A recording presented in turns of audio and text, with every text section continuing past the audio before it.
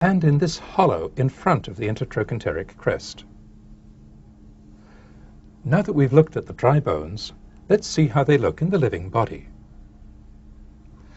The big gap between the sacrum and the ischium is bridged by two massive ligaments. The sacrospinous ligament goes to the ischial spine. The sacrotuberous ligament goes to the ischial tuberosity. Let's go round to the front and see those two ligaments from the inside. Here's the sacrospinous ligament. Here's the sacrotuberous ligament. These two openings are the lesser sciatic foramen and the greater sciatic foramen. The sciatic nerve passes through the greater sciatic foramen. The obturator foramen is largely closed by the obturator membrane. The obturator nerve and vessels pass through a small tunnel here. Now let's take a look at the hip joint. We'll remove the femur for a moment and look at the acetabulum.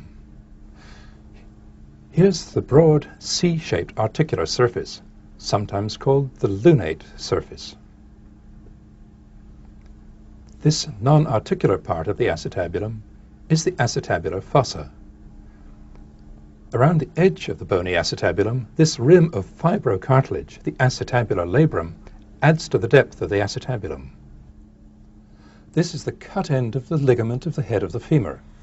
Its other end is attached here on the center of the femoral head. Now let's go back to the intact hip joint. The capsule of the hip joint is a sleeve of ligaments. The capsule is thin on the underside. Everywhere else, it's thick and very strong.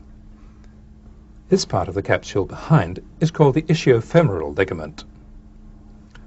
This anterior part of the capsule, which is the thickest, is known as the iliofemoral ligament. The fibers of these capsular ligaments become tight when the joint is extended.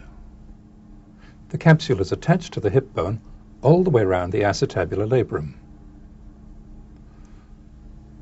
On the back of the femur, the capsule is attached partway along the femoral neck. On the front of the femur, the capsule is attached out here on the intertrochanteric line. Now let's take a look at the various different movements that occur at the hip joint. Movement can occur in three different axes. Forward movement is flexion. Backward movement is extension. Movement out to the side is abduction. Movement toward or across the midline is adduction. Lastly, rotation. Rotation outward is lateral rotation. Rotation inward is medial rotation. Rotation at the hip joint is accompanied by marked backward and forward movement of the greater and lesser trochanter. Now we're almost ready to move on and look at the muscles of the hip region. Before we do that, let's take a minute to review what we've seen of the bones and of the hip joint. If you'd like to use this next review section to test yourself, turn off the sound and see how many of the structures you can name. There's another blue sign like this one at the end of the review section. Here's the wing of the ilium, the iliac crest, the anterior superior iliac spine,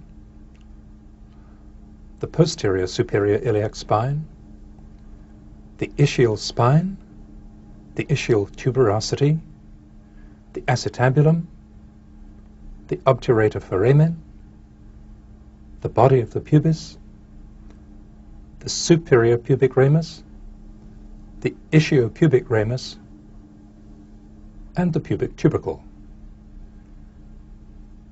On the femur, here's the head, the neck, the greater trochanter, the lesser trochanter, the intertrochanteric line, the intertrochanteric crest, the gluteal tuberosity, and the linea aspera. Here are the sacrospinous ligament, the sacrotuberous ligament, the ischiofemoral ligament, the iliofemoral ligament, and the obturator membrane.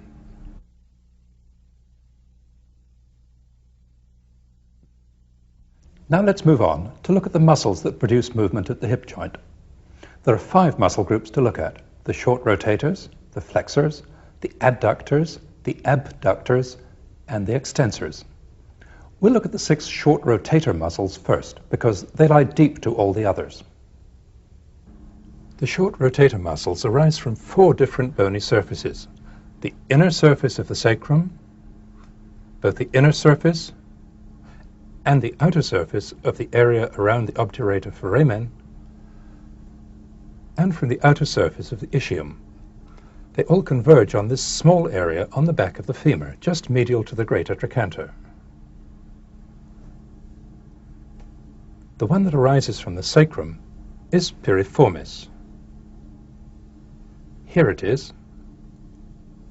Piriformis arises from here on the sacrum. It leaves the pelvis by passing through